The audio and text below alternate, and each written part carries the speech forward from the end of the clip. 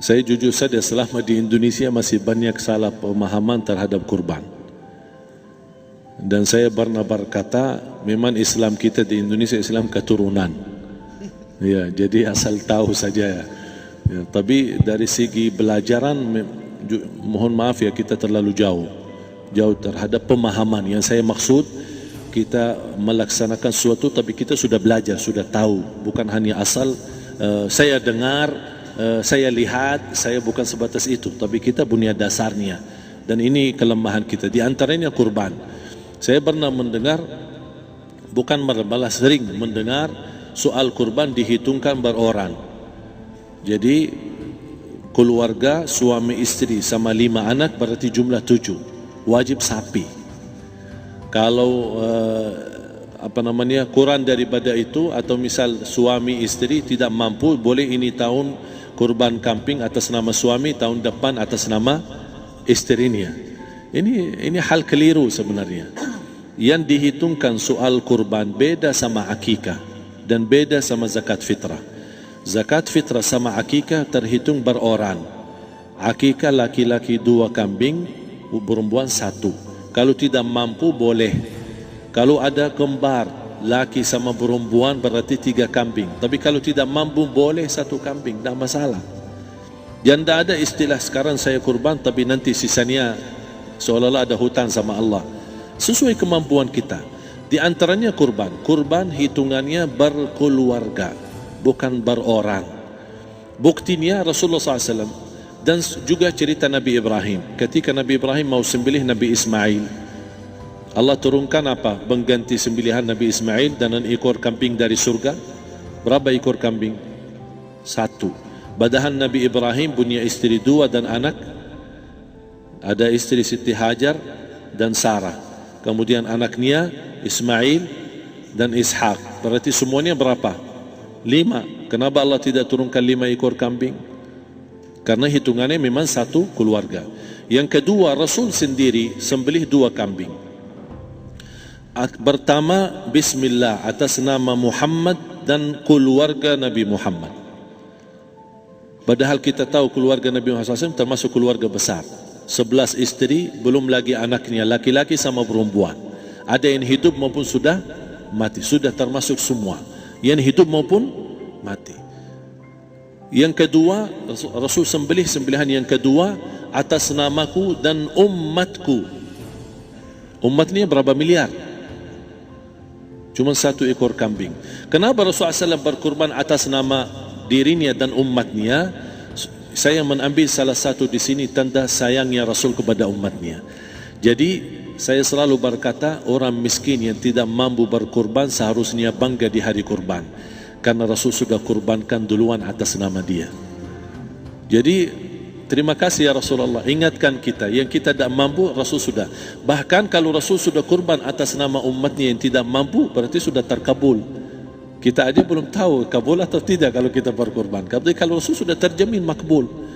Oleh sebab itu hitungan kurban itu adalah 1 keluarga. Misal, bapa punya istri, punya anak. Itu kalau mampu sapi silahkan. Mampu 1000 sapi silahkan. Kalau soal kemampuan tidak ada masalah. Tapi kalau soal kewajiban, tidak ada wajib lebih daripada 1 ekor kambing. 1 ekor kambing. Misal, kalau bapa punya istri 4, misal, cuman ini misal, ya. Istrinya 4, setiap istri anaknya 10, berarti jumlah berapa? Anak 40, istri 4, berarti 44, sama bapa 45. Wajib 1 ekor kambing saja, cukup untuk semua ini. Tapi kalau soal mampu, ya silahkan. Mau 1000 kambing boleh, mau 1000 sapi boleh. Tidak ada yang melarang kalau soal kemampuan. Dan kalau kita mau sembelih, Bismillah atas namaku dan keluarga. Tidak perlu bawa data-data nama keluarga.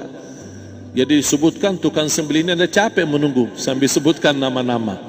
Tidak perlu. Udah Bismillah atas namaku dan keluarga. Termasuk kata atas namaku dan keluarga, termasuk orang tua yang sudah meninggal. Termasuk orang tua yang sudah, karena kita adalah hasil daripada orang tua. Itu sudah termasuk, tidak perlu kita sebutkan. Ada sebagian ulama membolehkan kalau kita mampu, mau khusus kambing atas nama orang tua, tidak masalah. Kalau kita mampu. Tapi kalau kita tidak mampu, itu sudah termasuk orang tua kita bersama keluarga besar kita. Ini salah satu kenikmatan, dan ini termasuk juga sedekah yang berguna bagi orang yang sudah meninggal di keluarga kita. Wallahu ta'ala. Dan juga masalah panitia, bisa kita mewakili. Kalau kita tidak mengerti sembelihannya dan tidak mengerti cara bagiannya. Tapi ada satu sunnah yang termasuk kehilangan sunnah ini, adalah banyak yang tidak mau makan dari hasil kurban. Padahal itu sunnah Rasul. Dari akikah boleh makan, dari kurban pun boleh makan. Bahkan sunnah SAW dibagi 3. Sepertiga pertama dihadiahkan. Maksudnya kata dihadiahkan kepada orang kaya. Misal tetangga saya tapi orang kaya, dia bukan miskin, tapi boleh saling hadiah. Karena inti daripada hadiah silaturrahim. Ada keluarga kita termasuk mampu, tapi saya kasih, ini alhamdulillah saya sembelih sapi. Barangkali dia tidak mampu, cuma sembelih kambing. Udah, kita dapat daging kambing, dia dapat daging sapi. Tapi dengan niat hadiah, bukan sedekah, karena dia bukan orang miskin yang menerima sedekah. Yang sepertiga yang kedua adalah sedekah. Sedekah itu termasuk orang miskin. Yang ketiga, kita makan sendiri. Bahkan Rasulullah SAW selepas Idul Adha, beda sama Idul Fitri. Sebelum Idul Fitri dia makan kurma, meyakinkan batalan puasa. Tapi kalau Idul Adha tidak makan dan minum sebelum salat, kenapa? Bukan tak berarti tidak boleh. Tapi Rasulullah SAW ingin pertama pembukaannya, buka sarapannya atau makan di pagi harinya selepas Idul Adha adalah dari hasil sembelihan kambing itu atau dari kurban. Jadi kita sebagian sedikit. Tapi kalau kita merasa alhamdulillah rezeki saya banyak di rumah, alhamdulillah banyak ada makanan, mau sedekahin semuanya, semua mau sedekahin, tidak masalah. Tapi yang saya maksud, kenapa tidak kita sekali-kali hidupkan sunnah Rasul? Jadi sebagian, walaupun ada sebagian sedikit lah, buat istilahnya sama sedikit porsi nasi atau apa, karena kita berhak sebagai kita kurbankan lillahi ta'ala, kita berhak menikmati kurban ini yang lillahi ta'ala supaya kita mendapatkan keberkahannya, bukan hanya orang lain. Terus yang kedua ada masalah pembayaran. Kalau kita wakili panitia, boleh kita pesan sama panitia, tolong sedikit dari kurban saya minta buat saya makan. Itu tidak masalah, kita boleh minta. Dan boleh kita wakili, tapi kita tolong ingatkan, tidak boleh pembayaran hasil sembelihan itu dari kulitnya. Ini menjadi salah satu persoalan di Indonesia. Banyak tukang sembelih datang, ketika kita tawarkan untuk sembelih ini, berapa Pak? Oh tidak apa-apa, kasih aja kulitnya sama kepalanya. Jangan Anda setuju, jangan Anda terima. Oh maaf, saya tidak bisa. Bapak berapa ongkos sembelihannya? Kita harus sepakat dulu. Tidak, saya ikhlas, tidak apa-apa, seikhlasnya. Tapi yang penting kepalanya sama kulitnya. Itu aja yang saya minta, yang lain tidak apa-apa. Tidak boleh. Tidak boleh. Kenapa? Karena ini kurban. Kata kurban berarti lillahi ta'ala, bukan untuk jual beli. Kalau kita sudah bayar dari bagian kurban, berarti bukan lillahi ta'ala. Harus kita jaga amalan itu. Tapi bagaimana cara jalan keluarnya? Kita harus sepakat, ijab kabul. Sepakat dulu, Pak, saya udah begini, saya kasih untuk sembelihan 50.000. Bapak setuju? Ya udah setuju. Selesai kan? Sudah sembelih, sudah potong, sudah semua. Lepas ini semua kita kasih ongkos 50.000 ongkos sembelihannya.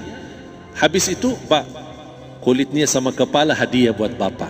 Itu dah apa-apa, dah masalah. Tapi bukan untuk bayar sembelihan. Faham maksud saya? Harus dibedakan supaya jangan sampai amalan kita kurban habis biaya, habis ini malah tidak diterima karena sudah kita bayar sebagian daripada kurban. Saya silahkan bayar apa yang kita sepakati, mau hadiahkan kepada dia karena kita tidak bisa guna. Buat apa yang kita mau gunain kulitnya? Tidak bisa. Tapi mereka, buat mereka lebih berguna, oleh karena itu kita bisa hadiahkan untuk mereka. Bahkan kita bisa juga kasih daging untuk mereka bisa menikmati sebagai sedekah. Wallahu taala alam.